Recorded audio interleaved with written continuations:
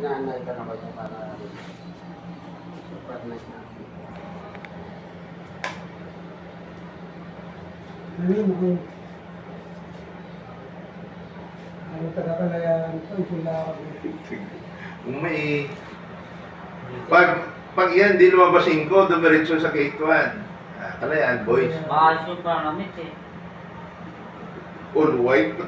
Pang-owners talaga dating. Wala pa kalawang Hindi undercut. pang kuwan eh. Kaya may gupit undercut. Hindi mo halata eh. Pero parang estudyante din ang dating ano. Bata ko eh. Bata pa nga. Sa ulang sa lakad. Wala na, may mga edad yung mga tirator din sa Kalayaan na kilala ko eh. Yung iba kasi nakulong na. Gano'n. Oo. Mga bago sa Kasi alam na pare, yung Mga bago bahay sa namin, Bicibol. sa anak base pa. Yung mangga namin, lumalaki ng kulang sa kilo. Sa gabi tinitira. Yung apple, apple mango. O yung malaking, Oo. siya naguhit, walang guhit. Hindi kayo. Yung sinusungkit sa dati nga numutik-tik sa bunga yun eh, ngayon wala na eh.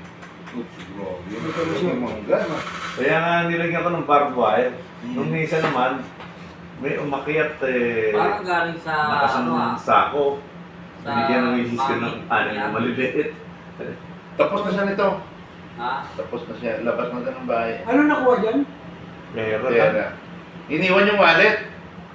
Tapos nakabukas yung pintuan kasi tsaka yung main door. Yung paglabas niya, nakanakaw na yan. Oo, nakanakaw na yan. Okay. Siguro natitik-tikan na walang kasama yung apo ko. So, mga 12 minutes yung ginawa. Pero, saan ba nakalagay yung wallet na yan? Tapos mamaya explorer mo sa Hindi gate. ko kasi natanong yung pamangking ko eh. Malamang po nasa sopa po yun. Or Nasa nasa pa siguro. table. Kasi natin ngayon magdi-deliver ng food panda. Yan. Yeah. Pinatid yung pa, lakad lang oh. Pag ganito yun. Yan ang bata pa. Alisin yung sombrero. Alam ba lang? May So, yung gagawin natin, pa. hanapin natin siya kung saan sa labas.